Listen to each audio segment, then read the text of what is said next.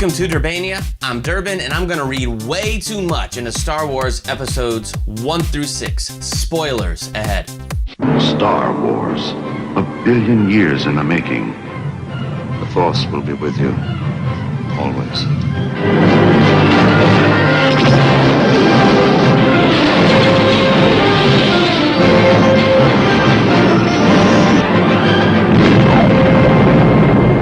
First, I'm just gonna level with you. I haven't watched episodes 1 through 3 in a long time. Didn't really feel like going through them again now.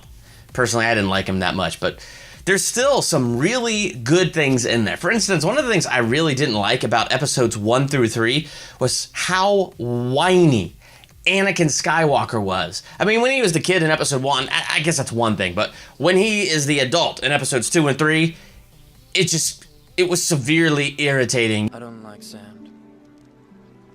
It's coarse and rough and irritating, and it gets everywhere.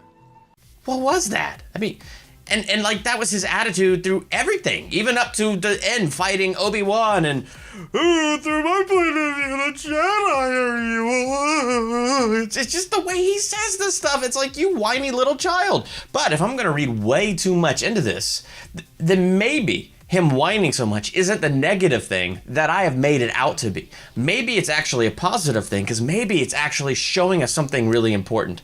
So there's 3 things I'm looking at here. You got the Force, you got Anakin, you got Luke Skywalker. And here's the interesting thing about the Force. I can't. It's too big. Size matters not. Look at me. Judge me by my size, do you? And where you should not. For my ally is the Force. Yoda really does hint at being an ally with the Force rather than trying to control it and manipulate it. So looking at the light side and the dark side of the Force, I think one thing that episode 1 through 3 does is it shows how easy it is to fall to the dark side, that it really can come like an angel of light. And even though it's called the dark side, how it can look so good and so powerful and so right.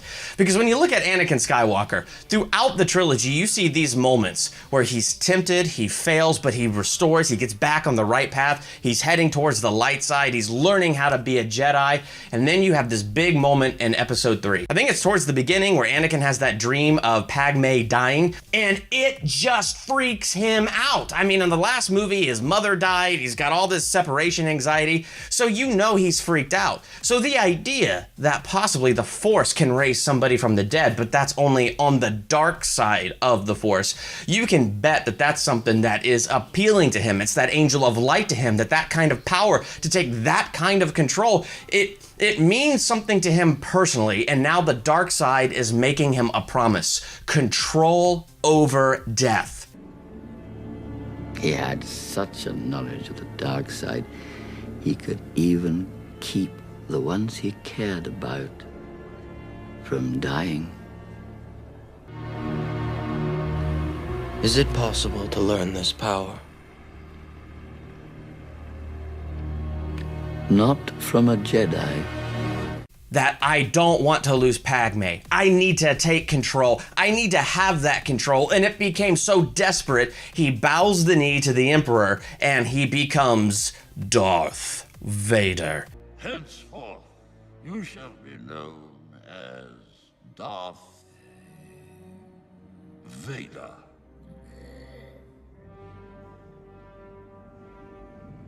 Thank you, my master.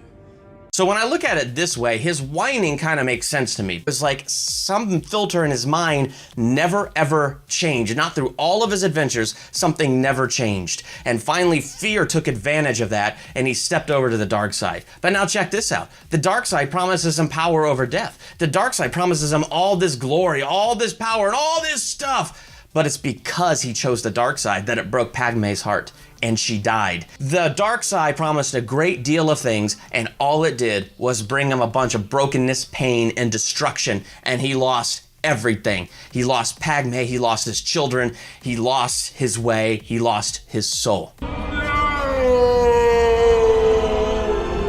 So now we go on to Luke Skywalker. And what I think is kind of interesting is Luke has a very similar path. I mean, he starts in episode 4 whining. But I was going into Toshi Station to pick up some power converters. So now we have Luke Skywalker's big moment. And that's in episode 6, Return of the Jedi, where he's sitting there and Darth Vader's on one side, the Emperor's on the other side, and it's a trap! It's a trap! But the Emperor, not only did he want to do this to crush the rebellion, he wants to get Luke. And what's he doing to get Luke? Fear. Fear of losing his friends. Fear of losing everything around him. Anger. Anger at the Emperor for taking everything, these paths to the dark side, to get the dark side to offer these promises of power, of control. I can feel your anger. I am defenseless. Take your weapon. Strike me down with all of your hatred, and your journey towards the dark side will be complete. And here comes one of the more powerful moments in this whole thing.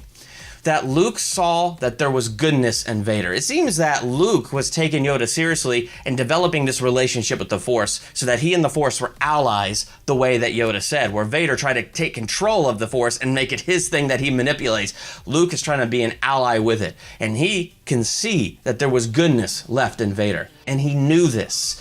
He almost succumbed to the dark side. He almost went to, well, he tried to strike down the Emperor, but he was really trying to take out Vader to get to the Emperor, especially when Vader's like, "Sister, you have a twin sister." I would have been mad too if I was Luke. And I mean, he loses it, but he catches himself. He gets it. Never. I'll never turn to the dark side. You failed, Your Highness. I am a Jedi, like my father before me.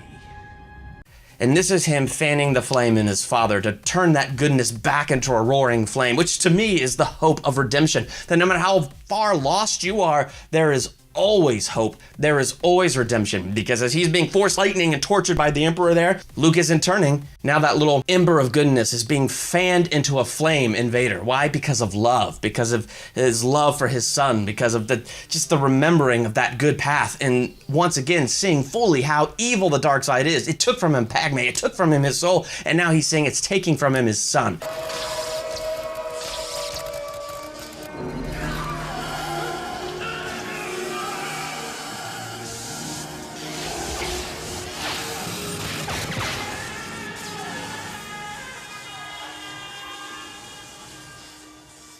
Honestly, it reminds me of this whole relationship of God, but thankfully there's no dark side of God, and there is only God who is good and who is love. And I really like that element, because then that means we don't need evil to balance things. We don't need darkness to balance things. Light, love, and joy, I mean, that stuff is complete and whole in of itself, and that's the stuff that makes us whole. And I think that's like an amazing promise. And it just makes me think of in real life, where you want to choose the good side and the right path and follow God and follow the narrow path, but it looks like it's so hard and it's so daunting. But God is there, and when he's there as this friend and this relationship and this ally, it's amazing how even when something looks daunting, when you put one foot in front of the other to go the right direction, how he's always right there walking with you the whole way through it. Whereas the dark side promises a great deal, promises to make things so much easier, and might for like the first 5, 10, 15, 20 minutes, just enough to really make sure you're sold on this, and then boom, it takes everything from you. So in the long run, the dark side takes, and the light side, it gives life, it gives hope, it gives joy, and it gives victory. I mean, Luke won. He won so much that even his father was redeemed in the end. You were right. You were right about me. A scale of 1 to 10, how excited are you for the new Star Wars movie? Let me know in the comments below. Also, make sure to subscribe so that you can see more, and you can subscribe on iTunes, SoundCloud, and all that fun stuff so you can listen to this in your car. I'm Durbin. Thanks for checking out Durbania.